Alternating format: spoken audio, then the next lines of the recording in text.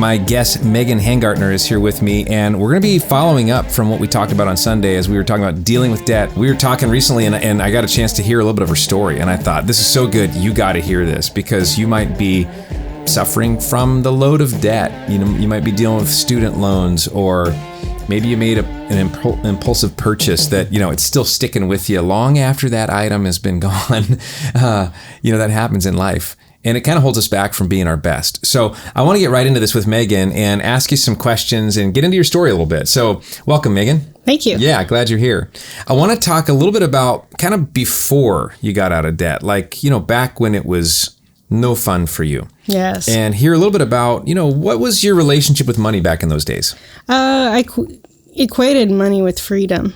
Okay. To me, when I had money, I could live. And when I was out of money, I was just kind of like shriveling up and dying and just barely surviving, and life wasn't any fun. Mm-hmm. Yeah. So you were in quite a bit of debt? No, actually. No? The credit card companies luckily didn't see me as a good candidate. And I'm grateful. I only had $500 when I started the program. Wow. But I was living paycheck to paycheck. And even worse than that, I often relied on my parents for bailing me out of situations like needing new tires, things that I should have had a plan for. Or when my car got broken into and the window was broken, I couldn't pay for that. Wow. I was a single parent making very little. And just didn't know how to manage money. Yeah. Yeah. Wow, that must have been tough. Yeah, well, it was all I knew. Yeah. My parents had provided a better example, but I just wasn't wise yet. Okay. Yeah. Yeah. Well, there were some things you did back then that made, there was a turning point. But before we get to that, like, how did your relationship with money interact with your relationship with God? I mean, in other words, was there a connection with how you viewed money and how you viewed God back then?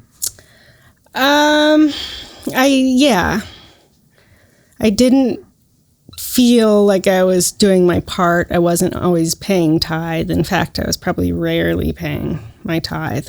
I think the fact that I wasn't fulfilling my responsibilities just made me feel, less confident as a person in general, and as a Christian, I couldn't go and hang out with my friends as much, go out to dinner, go to the movies, whatever. I think just felt inadequate. Mm-hmm. Yeah. Yeah. Okay, cool.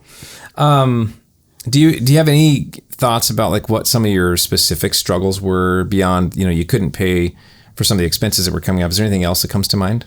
Well, when I would get a check, I would definitely spend more on the fun stuff and kind of hope that there was enough, or I wouldn't even think about, at the end of the month, there wasn't enough money. Yeah. And, I guess just not planning was a big struggle. Okay. Cool. And I mean, I'm sure some of us can relate with that almost like wishful thinking that somehow it's all going to work out and we don't put the time into the planning. Yeah. We get kind of caught in that cycle. Well, how about the turning point? I'm curious, what got your attention about the issues you were facing financially in the first place? What was something that got your attention? It was on my radar already because I'd heard two things at church. The pastor in two different services had said, first of all, you don't want to be buying your next garage sale item. And it made me open my eyes to realize that a lot of the stuff I was buying to fill a void that, it just wasn't stuff I needed. It was frivolous. And I would likely be getting rid of it in the future. So it was wasting money. It was a poor decision. Also, he said that your tires are going to need to be replaced, which was like, oh my gosh. Yeah, they are. I need to have money set aside for that, and years later, I was visiting my cousin, and I noticed she was just doing her everyday thing, and she had a pile of cash, and I'm like, oh, that's kind of weird. And then she started divvying it up and putting it into different envelopes, and I was like, what are you doing? And she told me that she and her husband were taking Financial Peace University. And then she showed me the chart on how she was teaching her children how to manage money. And after that, I was sold. I went home, signed up, and took the class. Wow. Yeah. Well, okay, I have two questions about what you just shared. One was about, you said you were kind of buying things to fill a void. Can you talk more about that? Emotionally, I've struggled with depression off and on. And I think that sometimes I remember a specific time in general where I thought, well, if I go to a store and I buy a nice pen and a journal, I'll feel better. And it's silly because I don't even journal. I just wanted stationery or something. I thought that if I bought something, it would make me feel better. Mm-hmm. It would fulfill me. Mm-hmm. Yeah. And, wow. Spending does. It feels great, doesn't it? I mean, there's something about it. There's something, it gives you dopamine or something. Yeah. But yeah, it's temporary. Yeah. Yeah. So your cousin then, second question that I had for you, was your cousin, I mean, what was it about, like, clearly something about her life or her lifestyle or the results she had gotten made you convinced that if she was doing this and it was succeeding, you could follow her example. What drew you to her cousin's example? Well, I was shocked because I already viewed them as wealthy. Okay. I knew her husband made plenty and she stayed home. So therefore I thought, oh, they have all the money in the world. Well, you don't necessarily have all the money in the world if you're using it wisely, planning and telling your money where to go. Then you can do more with your life, give your children more, and your life can appear better to others. True. Yeah. Okay. Well, you ran into Financial Peace University, right? And so you're learning some new ways to do stuff. What stands out to you that was just transformational to you? That budgeting. Okay. Budgeting. I had $500 in debt, and I paid it off during the class. But I saw other people in the class with a lot worse situations, and I was very grateful at that point that my debt was as low as it was. But learning how to budget, because I was still not making very much money. And so when I sat down at the beginning of every paycheck, basically, and told my money where to go, I knew that we were going to have food. I knew that my son's school photos were going to be paid for, and that I'd have gas in my car. It's like you kind of have to forego some of the frivolous fun stuff, but the peace, there's nothing like the peace, not worrying all the time about the money. It's overwhelming. It's overwhelming, the difference. Yeah, but how do you learn to say no to the fun stuff so you can say yes to the thing that you need to do? I mean, what did you do? How do you go from saying yes to the fun stuff and no to the stuff you needed to reversing that? A lot of people say they have to get angry at it. Okay. But to me, making sure my son was taken care of, making sure I wasn't, humiliated by saying, oh, I don't have money for that. To me, that, Sounds like you dug a little deeper for some of your reasons. Yeah, you have to make the choice. Yeah, it has to be important to you. Yeah. That's awesome. Well, what are some of the associations? Because I was thinking you had your cousin. That was your inspiration. She kind of triggered you to look differently at this. Then you had the resources from Financial Peace University. Were there any people that were a part of encouraging you along the journey? I definitely my family. Especially my parents, since they used to bail me out.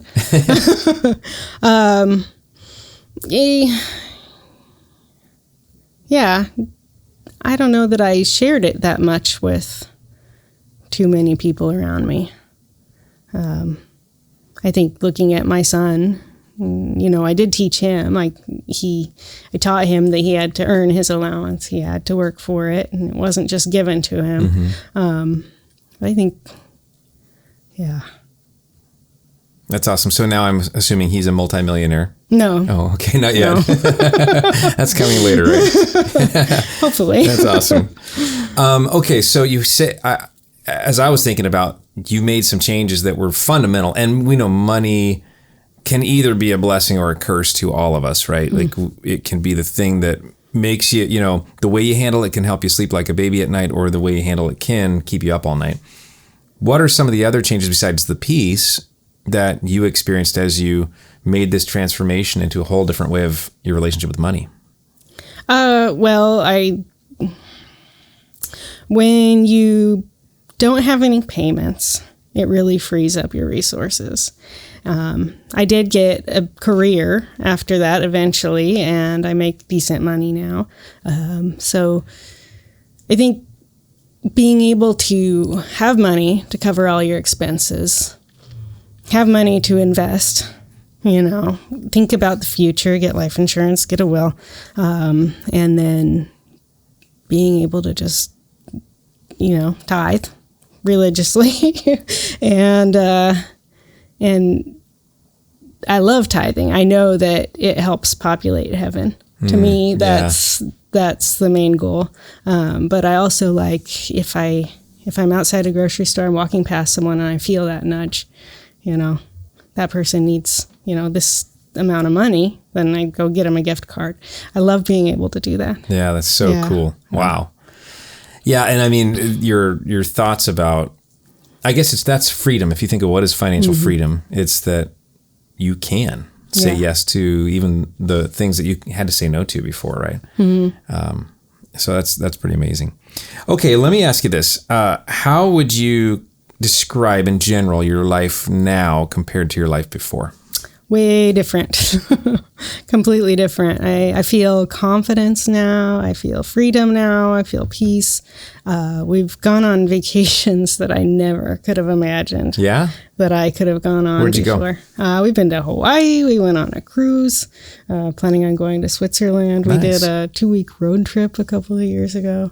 And do you feel guilty about those trips? Oh, heck no. Nope. Not at all. Yeah. What keeps you from feeling guilty? Because, you look around the world, like there's people who are starving and yet you're going to... I'm paying cash for it. Yeah. Yeah. That's amazing. Got everything covered. I'm paying cash for it. And I can enjoy it. The thing that I see you're doing, and you mentioned this already about tithing or being generous with God financially, is that you are actively making a difference with your lifestyle on the front end, right? So there's that sense of, maybe that's part of the confidence. You're like, yeah, this is good. I really do love it. I do. I'm grateful for not just for being debt free, but for my career, for loving what I do, for the paychecks I get. I know that none of that's mine. Yeah. And I know that God doesn't want me to be in debt, and I got out of that, and I got away from that lifestyle. And I love being obedient, and I want to give back. Yeah. That's really cool. Tell us a little bit about your personal practices with money now, because it sounds like you kind of like did the full meal deal on Financial Peace University. I mean, you just went through the process, right? It took me a long time, but I did. Okay. At first, I didn't feel like I could invest. I couldn't, do the bigger things. Yeah. So for years, it was just budgeting and not getting in debt. Yeah. Yeah. So I do budget. Then how do you budget? Do you mind sharing? I use the EveryDollar app. Okay. EveryDollar app? Yeah. It's a Ramsey app. Okay. And it's great. You budget your paycheck. When your paycheck comes into your bank, it connects to your bank, the premium version. So every expense pops up. So you can't forget that you spent a certain amount of money. It's called EveryDollar because you budget every dollar. That's awesome. You budget to zero, even if you're saving, you still budget that. So if you have a surplus in your account, what often a lot of us do is we're like, hey, this month kind of looks like I might have some extra. And we just hope that it stays there. You know what I mean? But we might grab an extra, piece of clothing at the store. We might, because we know there's a little extra in there. So we just kind of like go a little crazy. But you actually plan that ahead of time, it sounds like. Yeah, you give every dollar. That's the principle, is that you give every dollar a name. Okay. Yeah. And so if you give yourself $100 for clothing or $50, whatever it is, then you spend $100 or $50 and then you stop. Yeah. And you have $300 for food or however much you eat. You can track it all there. And if you need to, at the end, you can rob from one area and give to the other. It's not strict. You can't. You can move your money around, but it's all within. So if you've set aside a certain amount of money to save or invest every month, then that's there as well. That's awesome. Yeah. Do you have any advice on saving? Saving.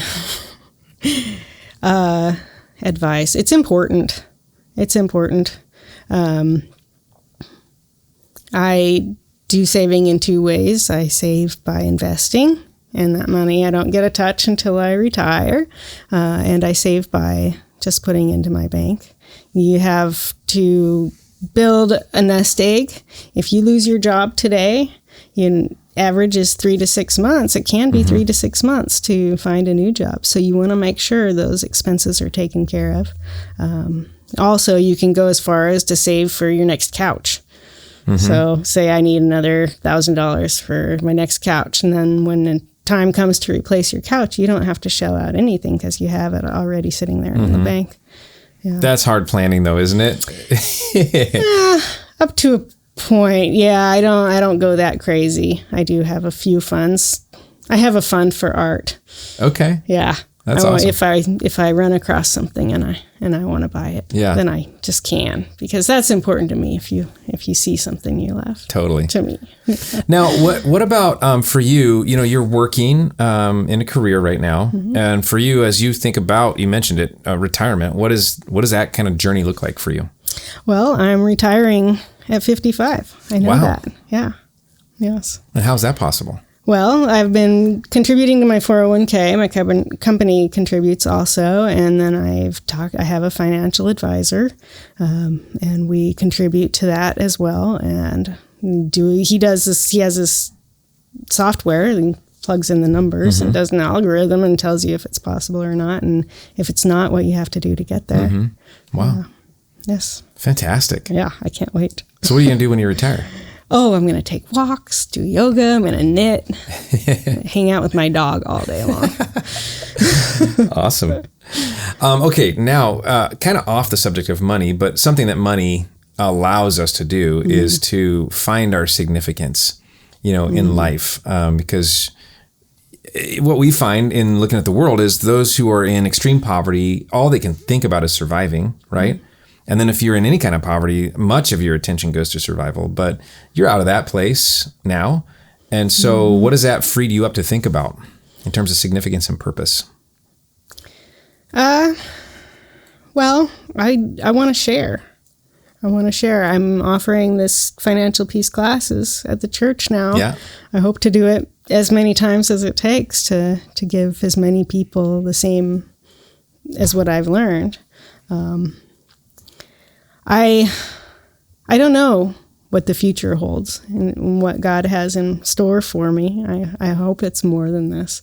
Not that this wouldn't be enough, but I hope to be able to affect other people's lives. I hope to be able to populate heaven. That's my That's awesome. my Explain thing. What you mean by that.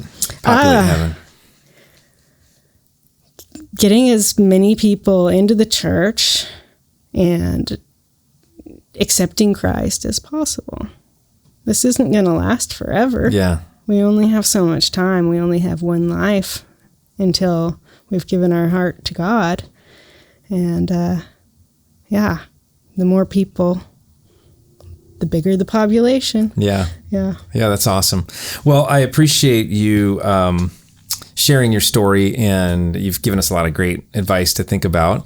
And if you didn't already hear Megan say it, she is going to be leading a Financial Peace University group fact, that kicks off, we're recording this midweek. It kicks off this week. Yes. And so you can look at the link here on the screen or just go to westsidecommunitychurch.com and find the information about that Financial Peace University group. But we'd love to have you join Megan and experience some of the freedom that she's found from financial strain to really financial peace. Yes. And all that that's brought. And we appreciate you being with us here on the Midweek Motivation episode of the Westside podcast. And want to encourage you to do 2 quick things. One, would you subscribe and share just so that we can get this message of hope out to as many people as possible? And secondly, would you consider stopping by a Westside service some Sunday?